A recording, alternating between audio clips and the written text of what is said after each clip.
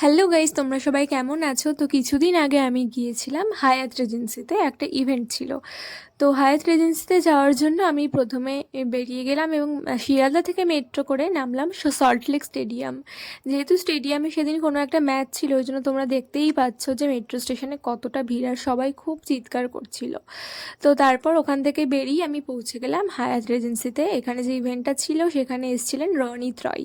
তো আমি পৌঁছে গেলাম এবং আমার হাতে একটা ব্যান্ড পরিয়ে দিল, প্রেসের যেটা ছিল ব্যান্ড। তারপর ওখানে ইভেন্টটা শুরু হতে একটু লেট ছিল বলে আমরা বাইরে অপেক্ষা করছিলাম সবাই। তো তারপর ফার্স্টে যেই হলে ইভেন্টটা হচ্ছিল ওখানে আমরা পৌঁছালাম এবং এটি হোস্ট করছিল আর জে দেবী। তো তার কিছুক্ষণ পরেই চলে এলেন রনিত রয়, অর্থাৎ তোমরা যাকে কেডি পাঠক নামে চেনো। তো তোমরা কে কে ছোটোবেলায় আদালত দেখেছো বা রনিত রায়কে চেনো আমাকে অবশ্যই কমেন্টে জানিও। তো আমি তো ওনাকে সামনে থেকে দেখে খুবই খুশি হয়েছিলাম।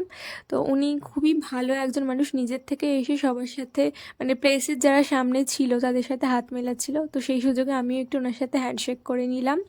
তো তারপর কিছুক্ষণ পর আমি ওনার সাথে ছবিও তুলেছিলাম। তো তারপর ইভেন্টটা শেষ হলো, আমি আমার কাজ বাজ শেষ করে বেরিয়ে গেলাম। এবং তোমরা অবশ্যই জানিও যে ব্লগটা তোমাদের কেমন লাগলো।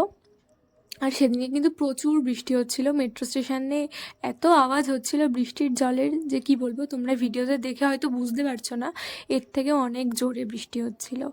তো তারপর মেট্রো এলো এবং মেট্রোতে করে আমি পৌঁছে গেলাম শিয়ালদা স্টেশন, এবং শিয়ালদা স্টেশন থেকে ট্রেন ধরে চলে গেলাম বাড়িতে। তো তোমরা অবশ্যই জানিও যে ভ্লগটা তোমাদের কেমন লাগলো, কমেন্ট করো আর লাইক করো আর শেয়ার করে দিও। টাটা।